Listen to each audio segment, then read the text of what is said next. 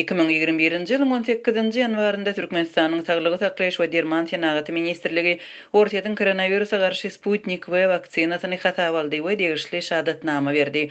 Bu arada resmi maglumatlarda edilýär. Adatlyň habarçylary bolsa häzir ýurtda ilata sanjym etmäge taýýarlyk görülýändigini habar berýärler. Ortadan Sputnik we waksinasynyň Türkmenistanda koronawirusa garşy hasap alınmagy Türkmenistanyň Daşary işler ministrligi we Ortadan Göni investisiýalar fondy tarapyndan 18-nji ýanwarda elan edildi. Orta tarapynyň maglumatyna görä waksina Türkmenistanda goşmaça klinik ýetgenler geçirilmezden adatdan daşary ýagdaýda ulanmaga ygtyýar bermek prosedurasynyň bir bölegi hökmünde tasdiklanypdyr. Türkmenistanyň Daşary işler ministrligi bolsa öz resmi maglumatynda Sputnik we waksinasynyň dünýäniň 10-dan gowrak ýurdunda ulanma üçin tasdiklanandygyny belleýär we Ortadan Göni investisiýalar fondunyň baş müdiri Kirill Dmitrievich terleýär.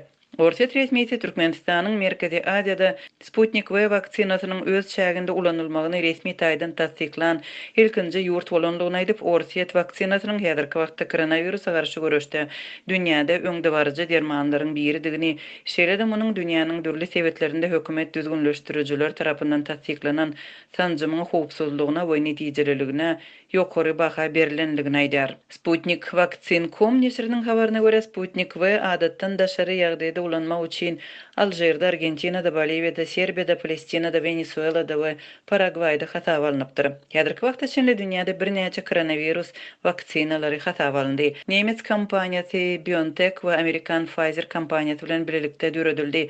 Moderna Amerikan derman kärhanasynyň önümi Hytaýyň Sinovac Biotech kompaniýasy Coronavac vaksinasyny düretdi. Türkmenistan geçen ýylyň dekabr aýynda Ortadan Sputnik we koronavirus vaksinasyny satyn almaga gyzyklanma bildiripdi.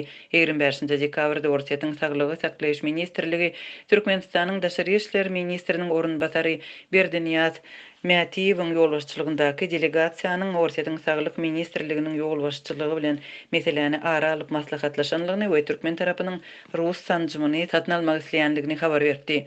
Türkmenistan henide çenli ýurtda COVID-19 ýagdaýynyň tapylmanlygyny öňe sürýär. 25-nji dekabrda geçirilen hökümet maslahatynda prezident Berdimuhammedow muny ýene bir ýerdek gaýtalapdy we koronavirus ýokançlygynyň ýurda getirilmeginiň öňüni almak üçin ähli zerur çäreleriň öz wagtynda görülendigini öňe süripdi. Türkmenistan Rus vaksinasyny haçan satyn almakçy bolýanlygy barada maglumat bermedi. Bu aralykda Türkmenistan ýylatyna koronawirusa garşy vaksina etmäge taýýarlanýar.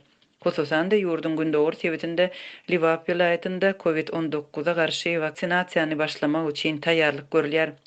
Bu arada Azatlyk radiosynyň sebetdäki habarçylary 19-njy ýanwarda habar berdiler. 1-nji fevralda vaksinalary saklamak üçin ýörite enjamlar Türkmenabad şäherine getirilmeli. Sanjym üçin infrastruktura taýýarlanýar we töwekkülçilik toporlarynyň sanawlary düzülýär. Habarçylarymyzyň şeýle aýtmagyna görä vaksinasiýa saglyk öýlerinde geçiriler. Türkmenabadda 6 saglyk öýi işleýär.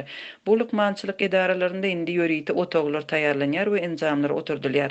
Emma bu ýerde vaksinalary daşamak we saklamak üçin ýörite sowadyjy enjamlar oturtmakdan başga da öznüksiz elektrik üpçünçüligini berja etmek meselesi entek çözülmendir.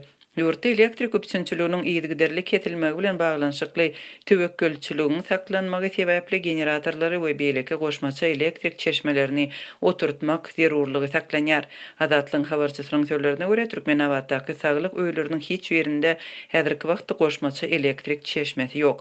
Türkmen häkimetleri we döwlet medeniýeti ýylata vaksinasiýa edilmegi bilen bagly planlary barada resmi derejede habar bermedi.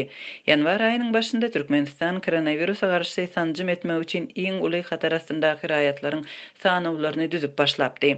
Şonda Saglygy saklaýyş işgärlerine sanjymlaryň fevral aýynyň başynda başlanjakdygy aýdylypdy. Sanawlara hususan da saglyk işgärleri we mugallimler girdildi.